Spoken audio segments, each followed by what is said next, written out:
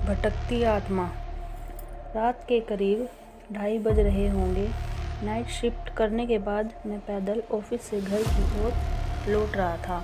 वाहन ना होने के कारण बीते 1-1.5 साल से महानगर की सूनी बेयाबान और लंबी सड़कें हमसाया बनकर मेरे साथ चलती है। बाप रे, इतनी लंबी लंबी और भूतिया सड़कें ख़त्म होने का नाम ही नहीं लेती। बस चलती रहती है, रुकने का नाम ही नहीं लेती। कहीं ऐसा घनघोर अंधेरा कि पैर कहाँ पड़ रहे हैं पता ही ना चले, तो कहीं खंभों की लाइट से फूटते सफ़ेद झिलमिलाते प्रकाश में नहाती सड़कों की खूबसूरती देखते ही बनती है। रोजाना का रूटीन होने के कारण अब इन सूनी और अंधेरी सड़कों से डर नहीं लगता।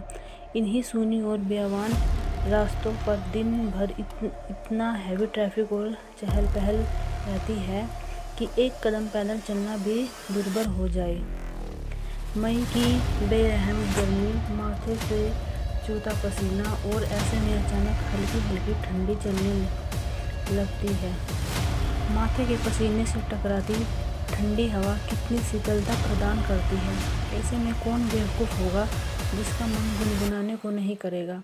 गुनगुनाता हुआ मैं आगे बढ़ ही रहा था कि अचानक आंखें एक जगह पर जाकर ठिठक गई। सड़क किनारे एक सभ्य अधेड़ महिला खड़ी दिखाई दी। करीब 100-125 फीट की दूरी रही होगी। कंधे पर छोटा बैग लटका था। वह पैरों के पास भी एक ब्रीफकेस जमीन पर रखा दिखाई दिया। सफ़ेद प्रिंट वाली साड़ी से जिस करीना से उसने अपना सिर ढक रखा था, उससे तो वो किसी भले घर की गृहिणी ही लग रही थी। लेकिन इतनी रात गई, वो भी शहर के भीतर से गुजरने वाले हाईवे पर। अजीब सा लगा। हो सकता है मायके या ससुराल वालों ने बस में बिठा दिया और किसी कारण बस लेट होने पर महिला को देर रात यहाँ उतरना पड़ा हो। शायद उसका घर यहीं कहीं आसपास ही होगा, या फिर शायद सवारी ऑटो या रिक्शा का इंतज़ार कर रही है। लेकिन इतनी रात गई रिक्शा कहाँ मिलेगी। शायद घर का कोई परिजन गाड़ी लेकर आ रहा होगा। शायद सोचते हुए मैं उसके बहुत करीब आ गया। नज़रों से नज़रें टकराई, मगर वो जरा भी नहीं झुकी। मेरी आंखों में बराबर देखती रही। भय का नामो निशान तक नहीं। वरना इतनी अंधेरी और सूनी रात में एक अकेली महिला, कम से कम मुझ जैसे मवाली शरीर के इंसान को देखकर तो डर ही जाए। लेकिन वो तो लगातार घूरती रही। चेहरे पर ना कोई हाव ना कोई भाव। हाँ, होठ पर मुस्कान बराबर जमी रही। मैं ही झेप गया। मुझे ही नज़रें हटानी पड़ी, कहीं ऐसी वैसी तो नहीं। फिर एकदम से सिर झटक दिया होगा कोई। मुझे क्या लेना देना। मैं तेजी से कदम बढ़ाता हुआ अनजान महिला को क्रॉस कर गया। अनजाने डर और शर्म के मारे मैंने फिर पलट कर नहीं देखा। ना जाने वो क्या सोच बैठे। चलते चलते मैं दूसरी सड़क पर आ पहुंचा। अब वो सड़क और महिला पूरी तरह से ओझल हो चुकी थी। कहीं कोई भूत तो नहीं थी। थोड़ी देर पहले तो भला लगने वाला रास्ता भयभीत करने लगा था। मैं जल्दी अपने घर पहुंच जाना चाहता था। इसी ताकतमय में चाल में गजब की तेजी आ गई और बड़े बड़े डग भरने लगा।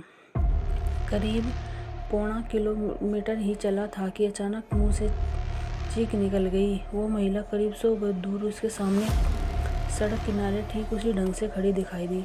कंधे पर बैग और ज़मीन पर ब्रीफकेस। यह कब यहाँ आई? एक ही रास्ता तो है। ना कोई गाड़ी निकली और ना ही वह पैदल दौड़ती मुझसे आगे निकल गई। मेरा पूरा शरीर डर के मारे पसीने से तरबतर हो गया। आज की रात आखिरी रात है। वो भूतिया औरत कुछ देर में मुझे चबा कर खा जाएगी। मैं बेतहाशा भागा। इतनी तेज़ की पता ही नहीं चला कि औरत कब पीछे रह गई। भागता रहा और सीधे घर पर जाकर ही रुका। सांसें थोकनी सी चल रही थी। घर के बाहर ही कुछ पल खड़ा रहकर अपनी सांसों पर कंट्रोल किया। अगले दिन शाम करीब 5 बजे ऑफिस पहुंच गया।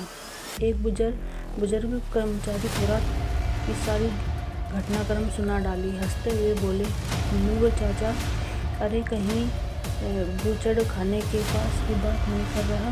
बूचड़ खाना में बदबुदाया? हाँ, बूचड़ खाना, स्लास्टर हाउस, जहाँ जानवर कटते हैं। बेटा, वो सड़क बहुत खतरनाक है। बहुत हादसे होते हैं वहाँ। तेज़ रफ्तार बड़ी गाड़ियों ने बहुत सारे लोगों को कुचला है। सुना है कि कई साल बस का इंतज़ार कर रही एक औरत को भी एक ट्रक ने रौंद डाला था। तुझे ही नहीं बहुत सारे लोगों को दिख चुकी है, लेकिन बेटा भली औरत की रूह लगती है, कभी किसी को नुकसान नहीं पहुंचाती।